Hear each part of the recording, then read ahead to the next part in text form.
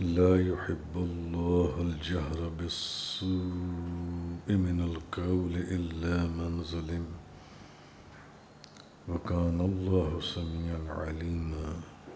اللہ تعالیٰ بآواز بلند بری بات کہنے کو ناپسند فرماتا ہے سوائے مظلوم کے، اور اللہ بہت سننے والا نہایت علم والا ہے۔ سورۃ النساء کی آیت نمبر 148 کا بیان ہے۔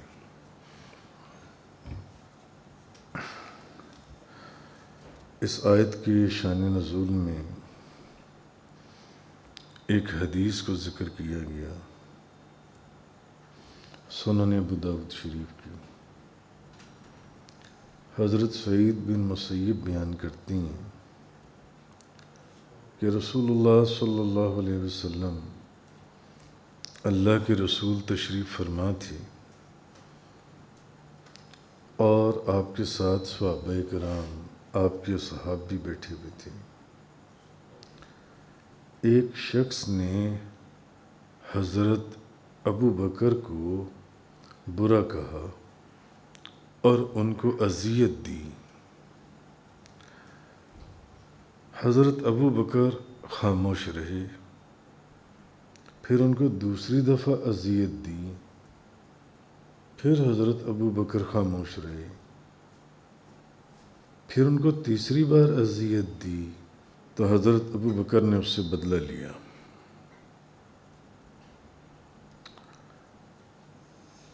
حضرت ابو بکر رضی اللہ تعالیٰ عنہ نے بدلہ لیا۔ اب جب انہوں نے بدلہ لیا اس شخص سے تو رسول کریم صلی اللہ علیہ وسلم، اللہ کے رسول، وہاں سے اٹھ کر جانے لگے، تشریف لے کے جانے لگے۔ تو حضرت ابو بکر نے عرض کیا، یا رسول اللہ، کیا آپ مجھ سے ناراض ہو گئے؟ تو نبی کریم صلی اللہ علیہ وسلم نے فرمایا، جب وہ شخص تمہیں برا کہہ رہا تھا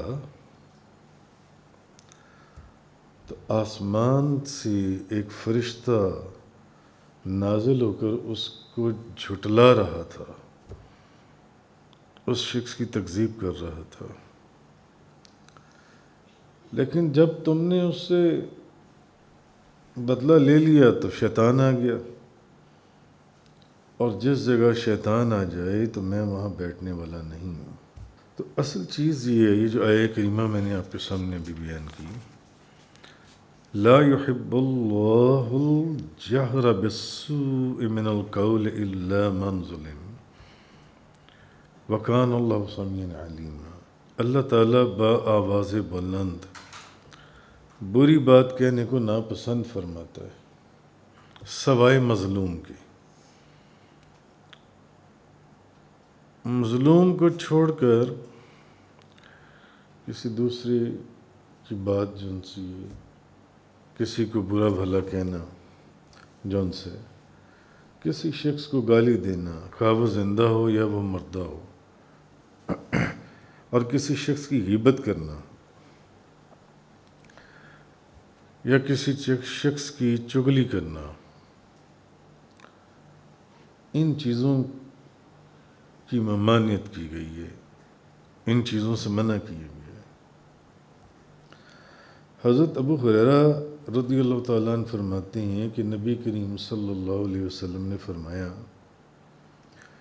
ایک دوسرے کو برا کہنے والے جو کچھ کہتے ہیں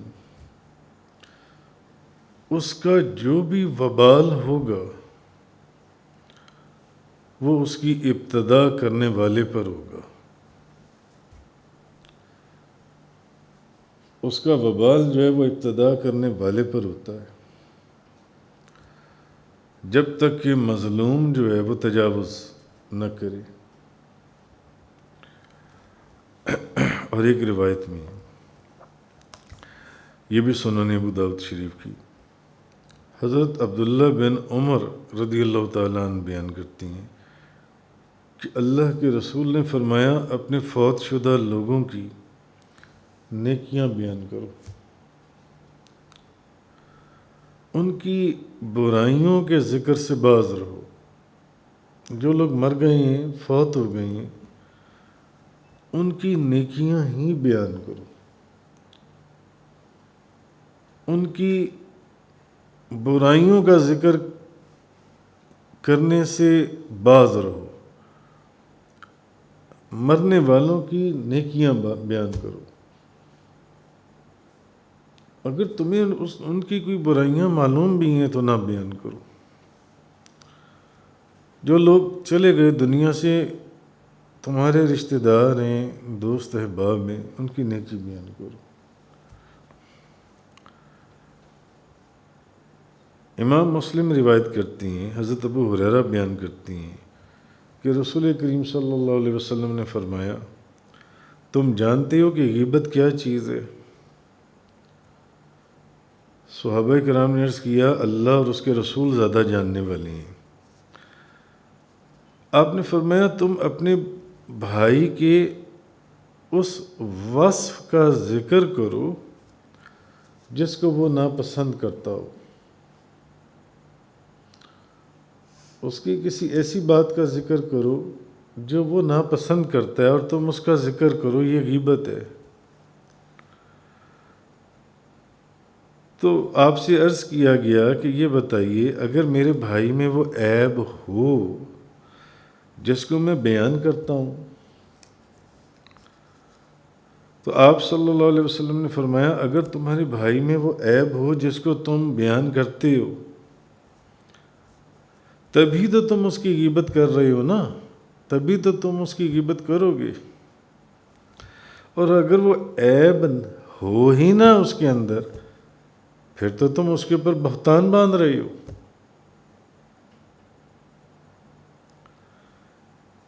تو حضور نے فرمایا کہ تم جانتے ہو کہ غیبت کیا چیز ہے؟ تو حضور سے پوچھا گیا نا، تو آپ نے فرمایا کہ کسی کا ایسا وصف بیان کرنا جس کو وہ ناپسند کرتا ہو، یہ غیبت ہے۔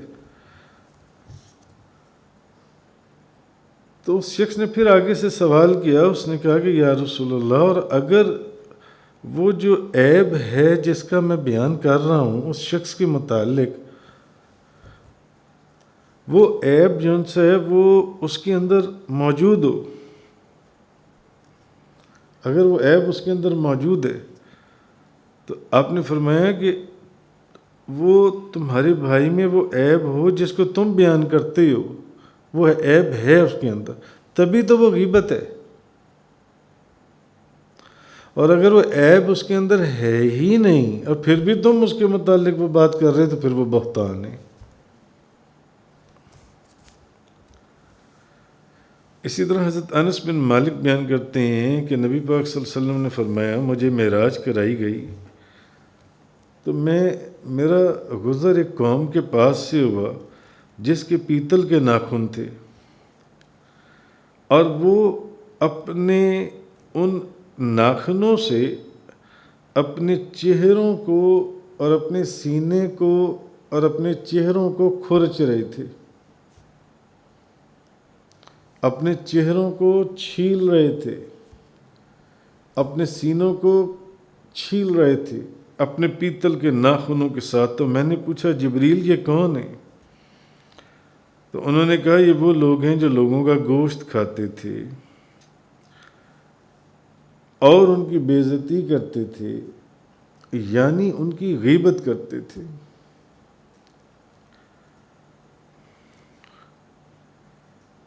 تو نبی کریم صلی اللہ علیہ وسلم نے فرمایا، چغل خور جو ان سے ادھر کی بات ادھر لگانے والا، یہ جنت میں داخل نہیں ہوگا۔ حضرت حذیفہ بیان کرتے ہیں کہ اللہ کے رسول نے فرمایا، جنت میں چغل خور داخل نہیں ہوگا۔ حضرت عقبہ بن عامر بیان کرتے ہیں، ترمذی شریف کی روایت ہے، میں نے پوچھا، یا رسول اللہ، نجات کیسی ہوگی؟ کیسے نجات ہوگی؟ یعنی معاملہ بڑا کٹھن ہے، کیسے نجات ہوگی؟ پھر آپ نے ان کو 3 طریقے بتائے. آپ نے فرمایا ایک تو اپنی زبان کو بند کر دو. فار ایگزامپل کسی کے متعلق کوئی کامنٹس نہ دو، کسی کے متعلق کوئی کامنٹس نہ دو، اپنی زبان کو رکھو. اور اسپیشلی جو ایسے کامنٹس ہیں جو اس کو ناپسند ہوں یا اس کی برائی میں آتی ہوں، اور اپنا گھر فراخ رکھو اور اپنے گناہوں پر رو. یعنی اگر یہ 3 کام کر لو گے کہ اپنے گھر میں فراخی رکھو گے، رزق کی، برکت کی، جو اللہ نے تمہیں عطا فرمائی ہے دروازے کھلے رکھو. اس کی شرح یا اس کی انٹرپریٹیشن میں بڑی وسعت ہے. کوئی آ جائے تو وہ کھائے پیے بغیر نہ جائے. اپنے گناہوں پر رو اور اپنی زبان کو بند رکھ لو، نجات ہو جائے گی. ان کو یار کیسے نجات ہوگی؟ تو اللہ تعالیٰ اب اس آیت کی اصل کرکس کی طرف ہم آتے ہیں کہ اللہ تعالیٰ مظلوم کے سوا کسی کی بری بات ظاہر کرنے کو ناپسند نہیں کرتا. جو شخص مظلوم ہے، جس کے ساتھ زیادتی ہوئی ہے، اس کے سوا کسی کی بری بات ظاہر کرنے کو ناپسند، کسی کی بری بات ظاہر کرنے کو ناپسند کرتا ہے، صرف مظلوم کو چھوڑ کر. کیونکہ مظلوم جو ہے اس کے ساتھ جس نے زیادتی کی ہے وہ اپنے ظلم کا بیان کر سکتا ہے. مظلوم تو ظالم کے خلاف بد دعا بھی کر سکتا ہے.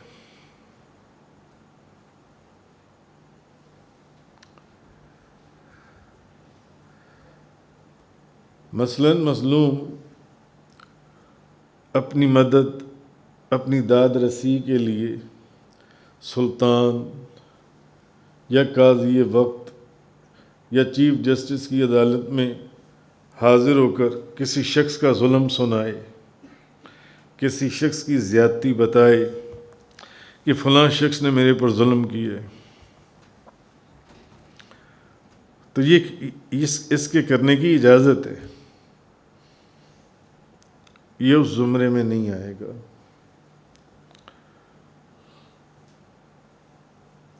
یا کسی برائی کو ختم کرنے کے لیے یا کسی بدکار کو نیکی کی طرف راغب کرنے کے لیے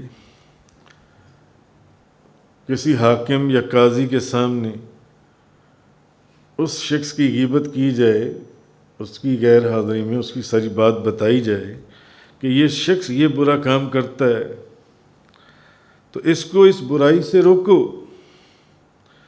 یہ چوری کرتا ہے، یہ ذخیرہ اندوزی کرتا ہے، یہ شراب بیچتا ہے، یہ فلانا کام کرتا ہے.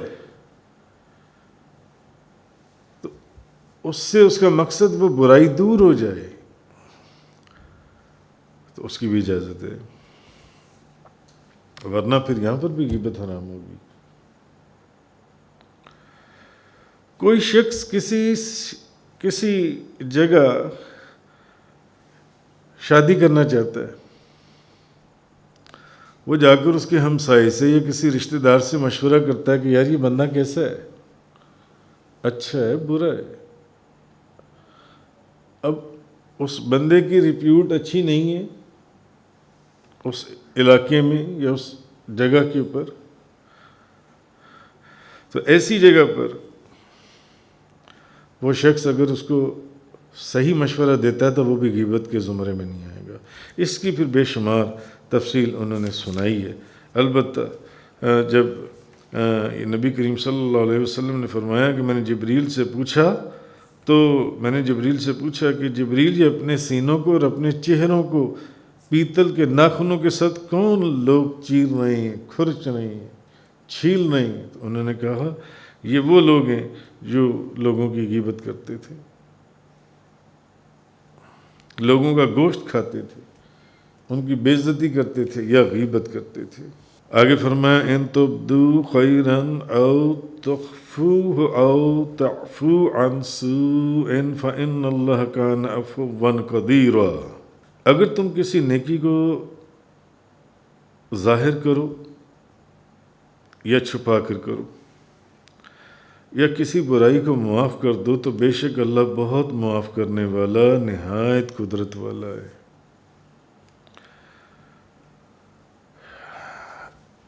بعض لوگ نیکی کو ظاہر کر کے کرتے ہیں، بعض لوگ نیکی کو چھپا کر کرتے ہیں، بے شمار چیزیں ہیں۔ تو اس آیت میں فرمایا یہ کیا کہ حضرت ابن عباس نے فرمایا اللہ تعالیٰ کا یہ فرمانا کہ تم کسی نیکی کو ظاہر کرو یا چھپا کر کرو،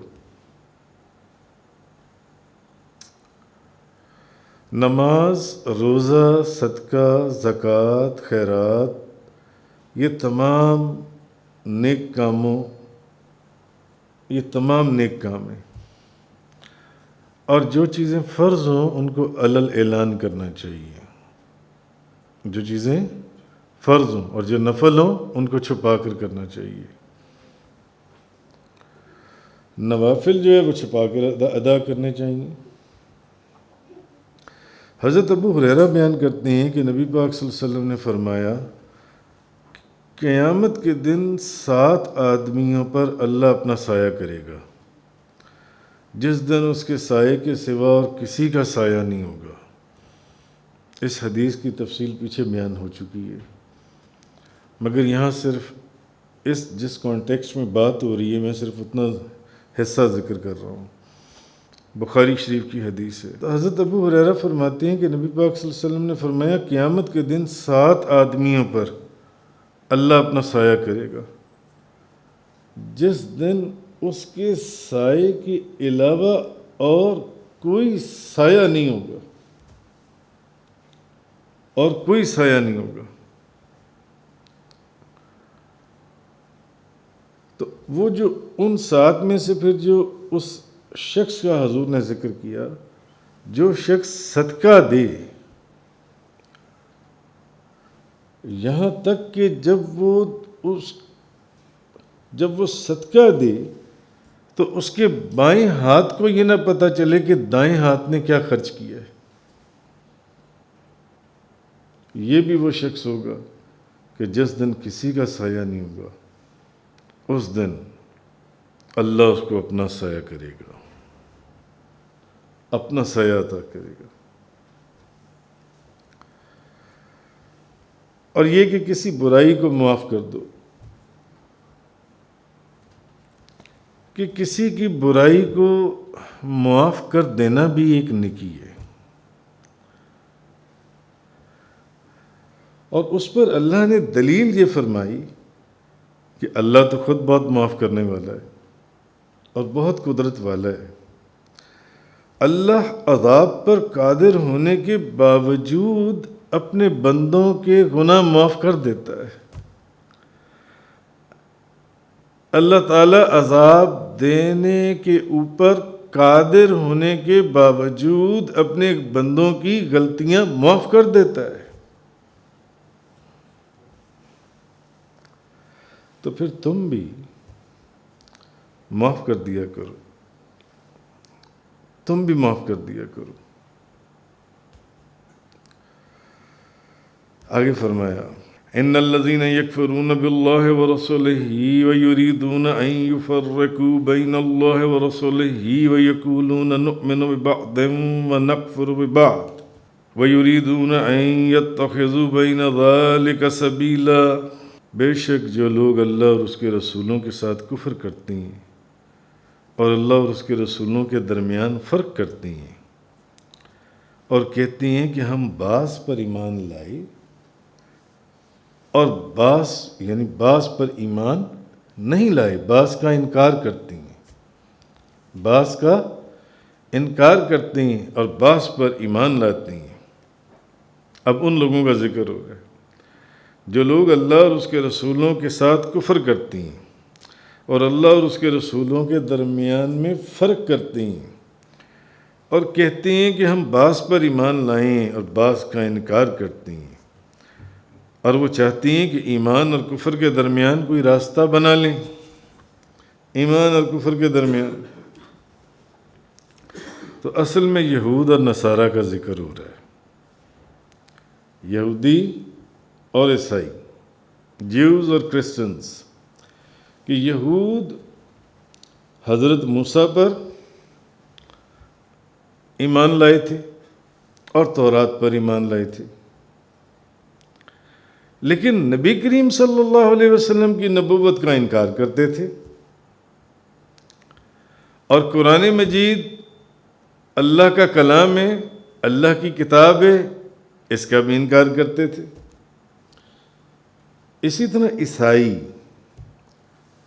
وہ حضرت عیسیٰ علیہ السلام پر ایمان لائے اور انجیل کو مانتے تھے، مگر نبی کریم صلی اللہ علیہ وسلم کی نبوت کا وہ بھی انکار کرتے تھے، اور جو کتاب آپ کے اوپر نازل ہوئی اس کو بھی اللہ کی کتاب ماننے سے یا اللہ کا کلام ماننے سے انکار کرتے تھے۔ تو اللہ تعالیٰ نے یہاں پر یہود اور نصارہ دونوں کا رد فرما دیا، کیونکہ کسی بھی نبی کو نبی ماننے کے لیے دلیل معجزہ ہے، کسی بھی نبی کو نبی ماننے کے لیے اس کی دلیل معجزہ ہے۔ تو اگر معجزے کی دلالت کی وجہ سے یہود نے حضرت موسیٰ علیہ السلام کے معجزے دیکھے، معجزات دیکھے تو ان پر ایمان لے آئے، اور عیسائیوں نے حضرت عیسیٰ علیہ السلام کے معجزے دیکھے کہ مادرزاد اندھے کی آنکھوں کی واپسی آ جاتی تھی، کوڑ والے کو ہاتھ پھیرتے تھے وہ ٹھیک ہو جاتا تھا، مردے زندہ کر دیتے تھے۔ تو اگر یہود جو ہیں وہ حضرت موسیٰ علیہ السلام کے معجزے دیکھ کر ان پر اور ان کی کتاب پر ایمان لائے، اور عیسائی جو ہیں وہ حضرت عیسیٰ علیہ السلام کے معجزے دیکھ کر ان پر اور انجیل کے اوپر ایمان لائے، تو پھر اگر معجزہ دلیل ہے اس نبی کی نبوت کی، تو پھر نبی کریم صلی اللہ علیہ وسلم تو سر اقدس کے بال مبارک سے پاؤں کے ناخن تک معجزہ ہی معجزہ، پھر ان پر بھی ایمان لاؤ، ان پر بھی ایمان لاؤ۔ اس لیے اللہ پاک نے فرمایا، اب آگے ان کی سزا کا ذکر کیا گیا۔ موسیٰ علیہ السلام پر ایمان لے آئے، ان کی کتاب کے اوپر ایمان لے آئے، عیسیٰ علیہ السلام پر ایمان لے آئے، ان کی کتاب کے اوپر ایمان لے آئے نصارہ، مگر آپ کی نبوت کا اور آپ کی کتاب کا انکار کرتے ہیں۔ اولئک ھم الکافرون حقا، یہ وہ لوگ ہیں جو یقیناً کافر ہیں، یہ لوگ ہیں جو کافر ہیں۔ یہود اور نصارہ کو اللہ نے کافر فرمایا یہ کافر ہیں۔ وَأَعْتَدْنَا لِلْكَافِرِينَ عَذَابًا مُهِينًا، اور ہم نے کافروں کے لیے ذلت والا عذاب تیار کر رکھا ہے، ذلت والا عذاب ہم نے کافروں کے لیے تیار کر رکھا ہے۔ تو یہود و نصارہ آپ کی نبوت کے منکر ہیں، یہ یقیناً اللہ پاک نے فرمایا یہ ہیں ہی کافر، بھلے وہ آپ کو کہتے رہیں کہ ہم مومن ہیں، تو خود کو مومن کہہ دینے سے کیا وہ مومن ہو جائیں گے؟ نہیں، یہ عذاب میں سب سے پہلے داخل کیے جائیں گے۔ مومن تو تب ہوں گے جب آپ کی نبوت اور آپ کی کتاب کے اوپر ایمان لائیں گے، ان رسولوں اور ان نبیوں کی نبوت اور رسالت کے ساتھ اور ان کی کتابوں کے ساتھ ساتھ آپ کی نبوت اور رسالت اور آپ کی کتاب پر بھی ایمان لائیں گے، تو خود کو آپ کے سامنے مومن کہتے ہیں تو خود کو مومن کہنے سے یہ مومن ہو جائیں گے؟ نہیں، ہرگز نہیں۔ یہ وہ لوگ ہیں جو عذاب میں سب سے پہلے داخل ہوں، اور ان کا عذاب بھی ذلیل کرنے والا عذاب ہوگا، ذلیل کرنے والا۔ اس کی تفسیر پھر مفسرین نے بڑی تفصیل سے فرمائی ہے کہ ذلیل کرنے والا عذاب کیا ہے ان کے جن سے۔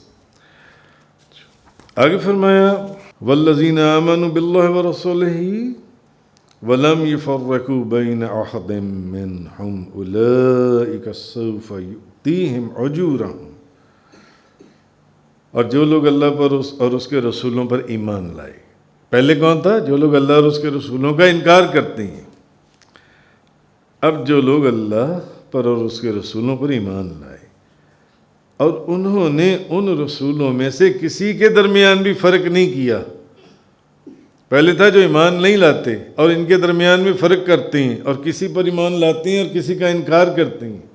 اب ان کا ذکر ہے، ان کو تو اللہ نے فرما دیا کافر ہیں اور سب سے پہلے عذاب میں داخل کیے جائیں گے، اور عذاب بھی ہوگا جو ذلیل کرنے والا عذاب ہوگا۔ اس کا انسان تصور بھی نہیں کر سکتا کہ خدا جس کو ذلیل کرنے والے عذاب میں مبتلا کر دے۔ اب ان لوگوں کا ذکر ہے جو ایمان لائے اللہ پر اور اس کے رسولوں پر، اور انہوں نے ان رسولوں میں سے کسی ایک کے درمیان میں بھی فرق نہیں کیا۔ وَلَمْ يُفَرِّقُوا بَيْنَ أَحَدٍ مِّنْهُمْ، کسی ایک میں سے، أُولَئِكَ سَوْفَ يُؤْتِيهِمْ أُجُورَهُمْ، یہ وہ لوگ ہیں کہ اللہ ان قریب ان کو ان کی اجر عطا فرمائے گا۔ وَكَانَ اللَّهُ غَفُورًا رَحِيمًا، اور اللہ بہت بخشنے والا، نہایت رحم والا ہے۔ اب مسلمانوں کا ذکر کیا جا رہا ہے، ایمان والوں کا ذکر کیا جا رہا ہے جو سب رسولوں پر ایمان لاتے ہیں، کسی میں فرق نہیں کرتے، کہ آخرت میں ان کے اجر و ثواب کا ذکر فرمایا کہ اللہ نے ان سے اجر کا وعدہ بھی فرما لیا اور مغفرت کا وعدہ بھی فرما لیا۔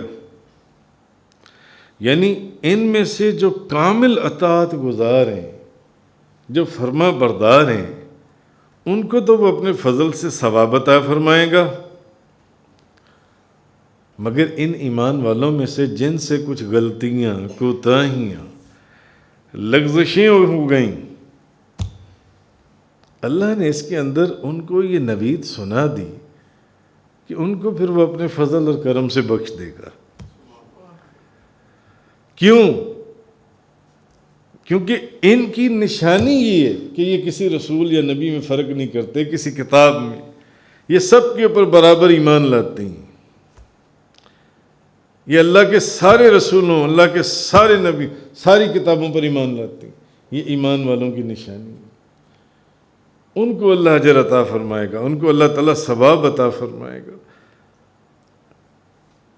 ان کو اپنے فضل سے ثواب دے گا۔ مگر ان میں پھر ایمان والوں میں جو وہ لوگ ہیں، غلطیاں ہو جاتی ہیں، کوتاہیاں ہو جاتی ہیں، لغزشیں ہو جاتی ہیں،